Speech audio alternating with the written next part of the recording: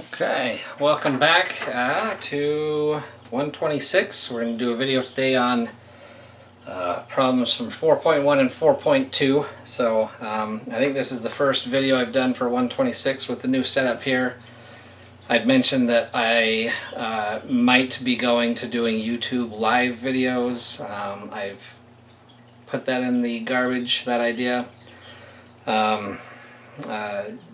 All of the YouTube live videos ended up being pretty terrible quality wise, so I've got just a different setup here, and I can't do lives, so I'll just do these pre-recorded videos and post those for you. So hope everything's well with you and your world. The weird post-apocalyptic situation we found ourselves in, but anyway, we're here. Let's do some problems. In the discussion board, I didn't have a lot of questions, so this will be a short video. But if you have more questions, post them in the discussion board. You can still post those questions there. But let's go here with 4.1. The question on 4.1 was number 6, it looks like. We're given a function, f of x equals 3 to the x minus 1. Okay. And we're asked to find a couple of different values, but the two that were posted on the board were f of negative 2.1. So let's do this one. Let's find that. We're just going to replace the x in the function with 2.1, negative 2.1. So that is to say I have 3 raised to the negative 2.1 minus 1, right? Now, it's not written, but it's implied that this exponent is all inside of a parentheses, so for your order of operations, you'll do this subtraction first. So this is the same as 3 to the negative 2.1 minus 1 is negative 3.1. And then, of course, we have to use a calculator. Unless you're a mathematical genius and you can do that by yourself, and if that is the case, you're in the wrong class. But I threw this into a calculator and I got something along the lines of 0.0331836, so that just goes on and on. The answer they're looking for should be rounded to 3 decimal places, so I have 0.033 for my answer. Go ahead and write that down if you need it. Pause the video if you need to continue writing. I'm going to get rid of it so that I can do the next one.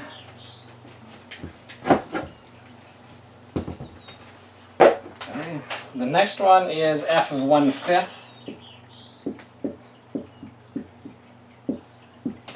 So again, that's just taking 1/5 in this case and replacing x with it. So I have 3 to the 1/5 minus 1. And 1/5 you can convert to a decimal if you want to, or you can treat these as fractions. It doesn't matter. I converted mine to a decimal. 1/5 is 0.2. And so 0.2 minus 1 is negative 0.8. So I just throw that into a calculator. 3 to the negative 0.8. I did that. I got something around 0.415 and a bunch of other stuff. But when you round it to 3 digits, we should be looking at 0.415. So hopefully that gets you through 4.1. There's a bunch more in problem 6, but I think that should probably cover it. So let's take a look at 4.2.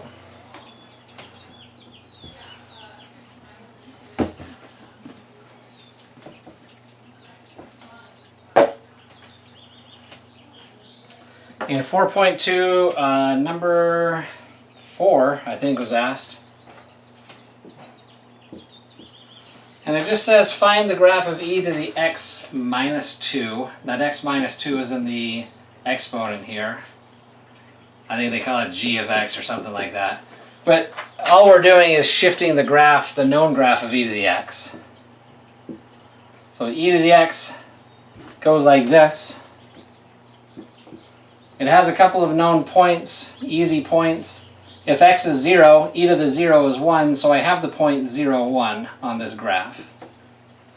If x is 1, I have e to the 1, which is just 1, so I should have the point 1 comma e on this graph as well. But and my bad, the problem is e to the x plus 2, right? So, but if I have e to the x plus 2, this is just a shift, and we shift opposite this sign, right? So e to the x plus 2 is a shift to the left, right, by 2 units. And so all of these points, 0, 1 just gets shifted to the left by 2. So it's now here at negative 2, 1. And 1e gets shifted to the left 2 to go to negative 1e. Right. And so really it's the same graph, just been moved to the left by 2 units. And that's it. So that also should, I think, get you through most of the problems in 4.2.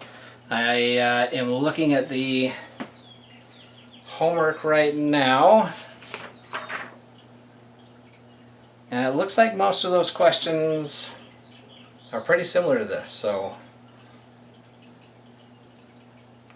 let's talk about one thing here, the domain and the range of e to the x.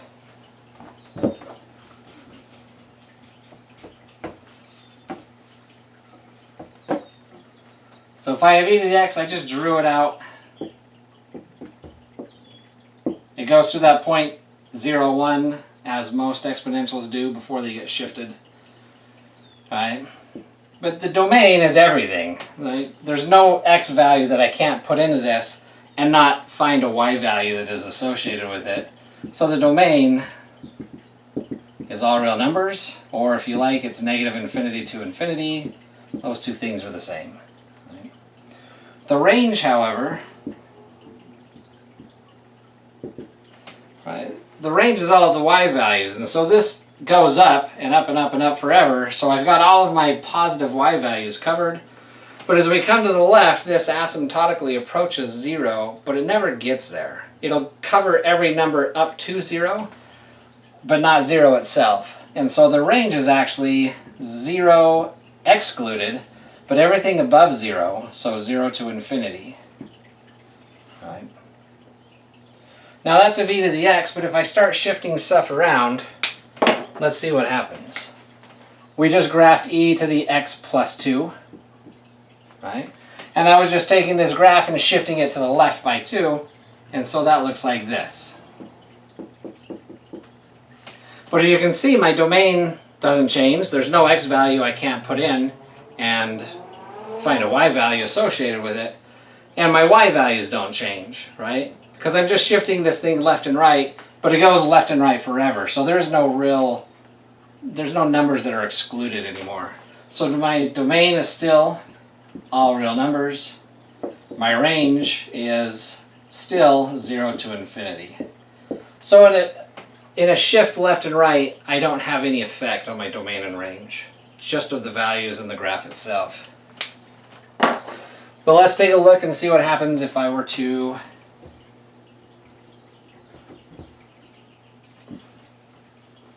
graph.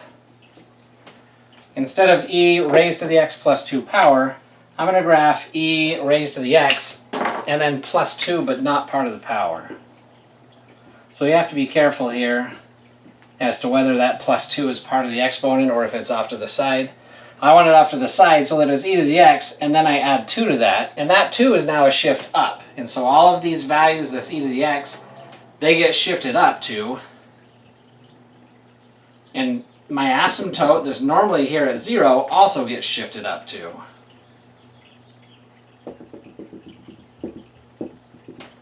And so I'm asymptotically approaching that line, and I go through there, and I do something like that. Not a great graph.